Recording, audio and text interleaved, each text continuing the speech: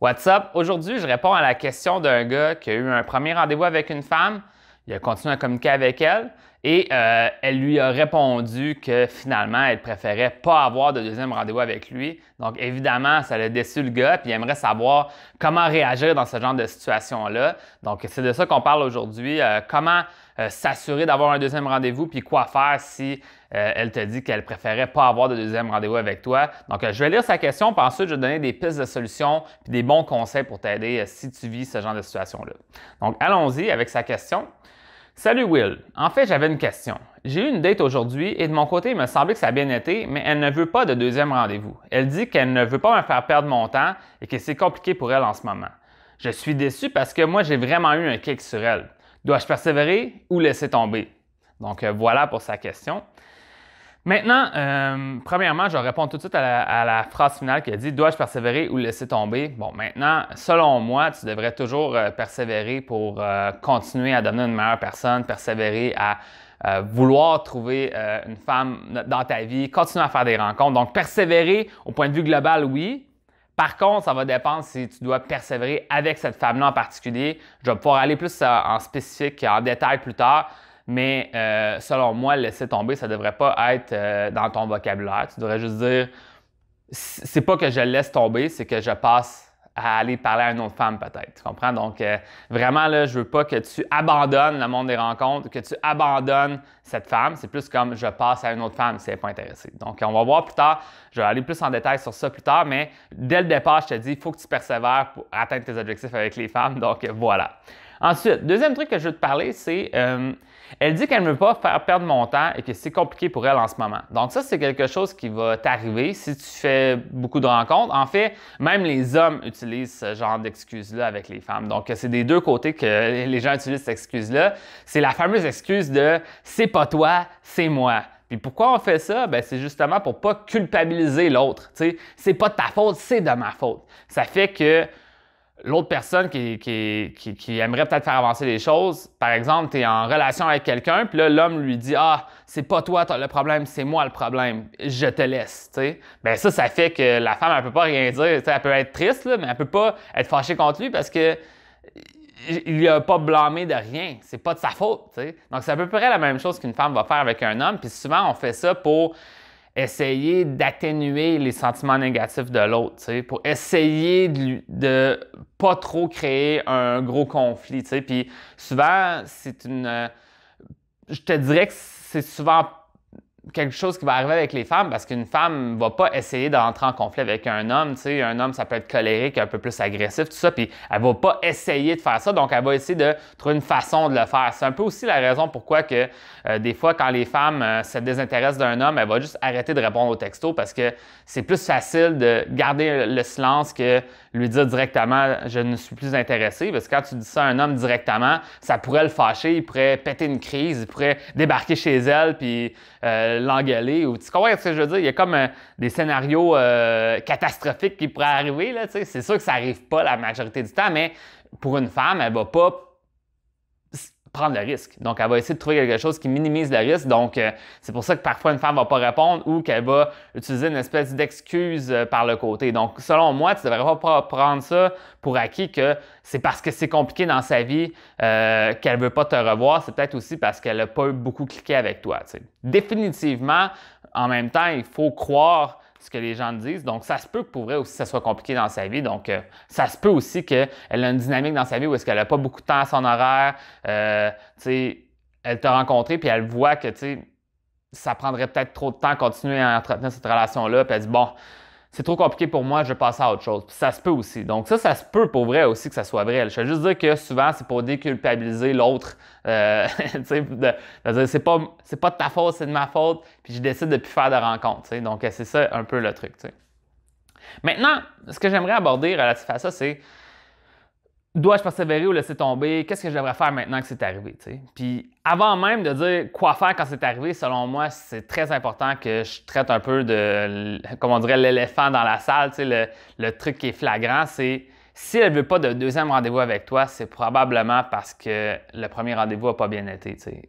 Ça se peut que ce soit une circonstance personnelle de elle qui a changé, mais en même temps, là, de la façon que tu enlignes les choses, tu t'es rendu à avoir un premier rendez-vous, vous avez un premier rendez-vous ensemble, c'est un petit peu soudain que là, sa situation de vie change là, vraiment drastiquement, puis ça fait qu'elle veut vraiment plus te revoir. T'sais. Donc, vraiment, selon moi, je pense qu'il est arrivé quelque chose au premier rendez-vous. Donc, ça va être à toi de voir. Il faut que tu t'analyses toi-même, tu vois comment ça s'est passé, puis que tu essaies d'analyser qu'est-ce qui est arrivé pour comprendre c'est quoi qu'il va falloir que tu fasses pour la suite. T'sais.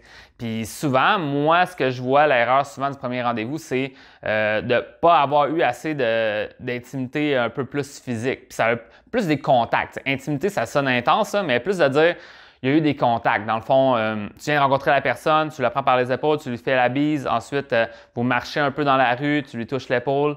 Peut-être que tu es en train d'avoir le rendez-vous avec elle, elle est assise près de toi, tu lui touches l'épaule en appuyant ton poing.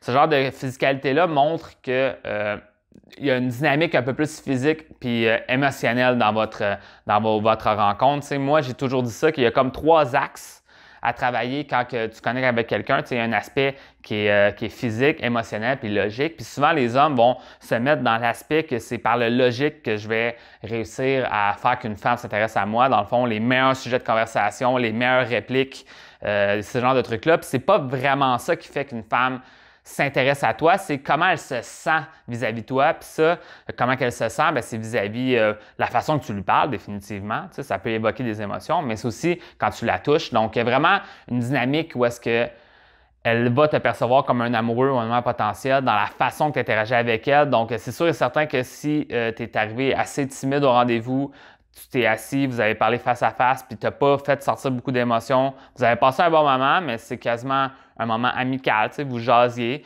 Vous n'étiez pas des ennemis, là, elle n'était pas fâchée contre toi, mais tu n'as pas créé une dynamique où est-ce que vous étiez peut-être en train de flirter, tu sais, de faire quelques taquineries, de vouloir avoir des conversations plus profondes, de se regarder dans les yeux un petit peu plus, tu sais, de peut-être avoir quelques touchés. Si tu n'as pas cette dynamique-là, ben tu vas baisser dans ses priorités dans sa vie parce qu'elle, elle voulait peut-être avoir un amoureux ou un amant potentiel dans sa vie, puis là, elle te voit plus comme une bonne personne, tu sais, mais pas plus. Tu sais. Ça ne veut pas dire que c'est mauvais. En fait, souvent je dis ça, tu sais, les gens qui sont dans la case amis, c'est déjà bon parce que tu es déjà au moins dans... T'es pas dans la case de l'ennemi ou du loser ou du bizarre. Au moins, tu es dans la case de la personne qui est bien ajustée, qui est gentille. Là, maintenant, il faut juste que tu travailles plus d'avoir une dynamique d'amant et d'amoureux quand tu communiques avec une femme, que tu te vois comme un partenaire potentiel. Donc, c'est vraiment ça. C'est vraiment important que je parle du principe important que si elle ne veut pas de deuxième rendez-vous, c'est probablement relié aux étapes d'avant. Puis ça pourrait même être relié aux étapes avant même le premier rendez-vous, tu sais. Donc, des fois, même une femme va te rencontrer, puis c'est à contre-cœur qu'elle te rencontre parce qu'elle dit « Ah, OK, là, il n'arrête pas de me supplier de le rencontrer, je vais le faire. » Puis, tu sais, ça dépend comment tu le fais. Donc, dès le départ, il faut qu'elle te perçoive comme un homme qui est attirant. Puis là, tu continues à travers ça jusqu'au premier rendez-vous. Puis même après le premier rendez-vous, ça se peut que c'est peut-être dans tes textos après le premier rendez-vous que là, tu demandais trop de son attention, puis elle a décidé d'annuler le projet, ou peut-être que tu n'amenais pas assez d'émotion dans la façon que tu envoyais des textos, tu sais. Puis là, ça fait qu'elle a comme déconnecté de toi. Donc, vraiment, pense au processus, tu sais. Dès le début, est-ce qu'elle me perçoit comme quelqu'un d'attirant? Puis à travers toutes les étapes jusqu'au deuxième rendez-vous, est-ce que je me suis rendu à continuer à être perçu comme ça? Puis selon moi, si tu travailles bien ces étapes-là, bien, ça va être plus facile pour toi d'avoir un deuxième rendez-vous. Donc, maintenant, on veut dire qu'on retourne dans le monde réel, dans le monde du présent. Est-ce que je dois persévérer ou laisser tomber avec cette femme-là?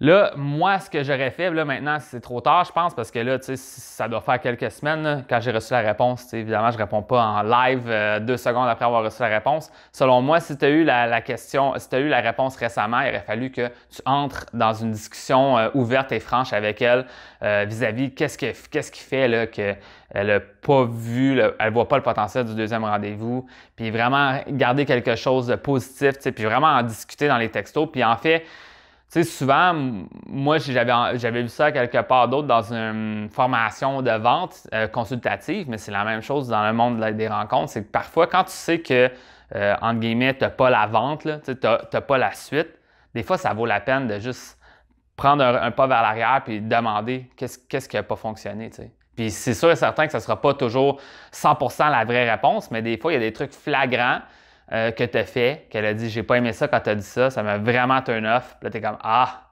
bon, maintenant je sais. » Puis là, ça dépend. C'est peut-être dans le futur, est-ce que tu vas arrêter de le dire ou c'est juste parce que vous êtes incompatibles? Ça va être quelque chose d'autre à voir, mais déjà là, tu vas faire ah, OK, bon, c'est un bon point. Puis là, tu fais juste le noter, tu sais. Puis à travers les expériences que tu vas vivre, s'il y a plusieurs femmes qui disent toujours les mêmes commentaires, à un moment donné, tu ne peux pas ignorer ce que les gens te disent, tu sais, puis de dire que toi, tu fais ce que tu veux. Il y a un moment donné, il faut que tu comprennes qu'il y a une dynamique à respecter, puis il y a certains thèmes à respecter, whatever, tu sais, de la façon que tu interagis avec les autres.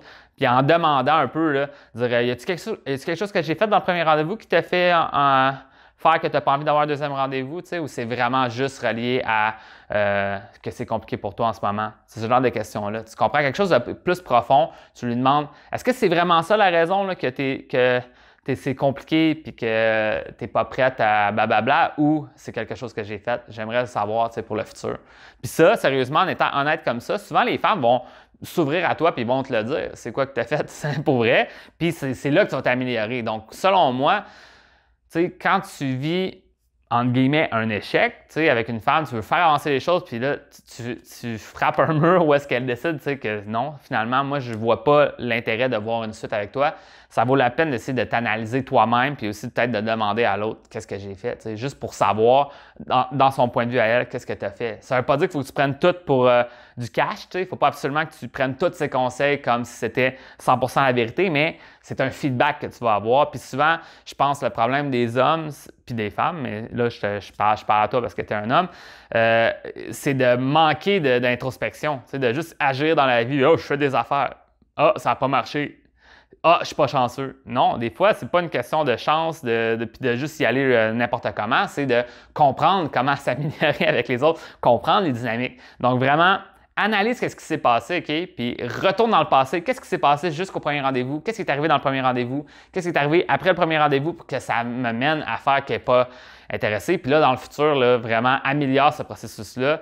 Selon moi, je te dirais que tu n'as pas beaucoup de chance avec une suite avec elle, mais au moins dis-toi que ça va être une opportunité pour toi d'apprendre pour les autres femmes que tu vas rencontrer dans le futur. Donc, c'est ça que je voulais te dire aujourd'hui. J'espère que tu as apprécié mon conseil. Puis maintenant, on se voit dans une prochaine vidéo.